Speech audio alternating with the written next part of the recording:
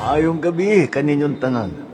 Sa mga batang atletang kalahok ng 2026 palarong pambansa, malugod ko kayong binabati. Alam ko sa pagsali sa palarong ito, bitbit ninyo ang pangalan ng inyong paaralan at rehiyon.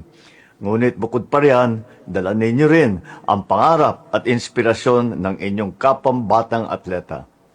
Kaya para sa inyo at sa ibang batang atleta, patuloy ang pamahalaan sa pagsuporta sa inyong pagsasanay sa larangan ng palakasan. Masaya akong ibalita sa inyo sa kauna-unahang pagkakataon, maglalaan ang Philippine Sports Commission ng mga incentive para sa mga medalista sa regular sports at sa para games bilang pagkikilala sa inyong husay.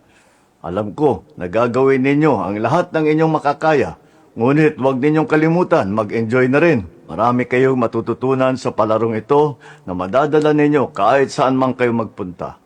Dito ninyo matututunan ang disiplina, tiyaga, respeto at malasakit sa kapwa. Lagi ninyong isipin na kami ay susuporta sa inyo kasama ng inyong mga magulang, mahal sa buhay, guro at mga coach. Dalangin ko ang inyong tagumpay sa paligsahang ito. Daghang salamat. Mabuhay ang ating mga atleta. Mabuhay ang bagong Pilipinas.